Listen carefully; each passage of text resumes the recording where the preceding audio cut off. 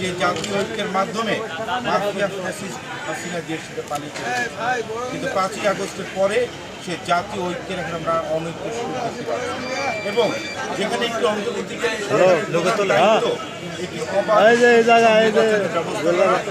অবাধ সুষ্ঠু নির্বাচনের মাধ্যমে একটি নির্বাচনের সরকারের ক্ষমতা অন্তর্বর্তীকালীন সরকারের প্রধান দায়িত্ব।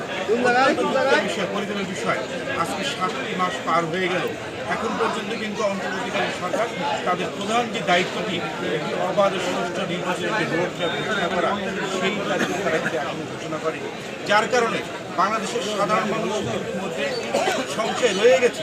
কারণ গত 17টি বছর বাংলাদেশের সাধারণ মানুষ তাদের গণতন্ত্র অধিকার চর্চার জন্য তারা লড়াই করেছে, তাদের ভোটাধিকার তারা ফেরত পাওয়ার জন্য লড়াই করেছে। এখনও যদি আমাদের সেই ভোটাধিকার ফেরত পাওয়ার জন্য এখন অন্তর্বর্তীকালীন সরকারের কাছে যদি আমাদের আন্দোলন করতে হয়, ওইভাবে সাধারণ মানুষ সংশয়ের জায়গায় রয়ে গেছে।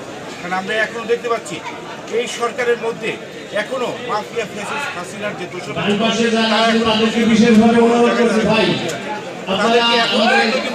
ছড়ানো হয়নি, যার কারণে একের পর এক অন্তর্বর্তীকালীন সরকার বিভিন্ন সময় আমাদের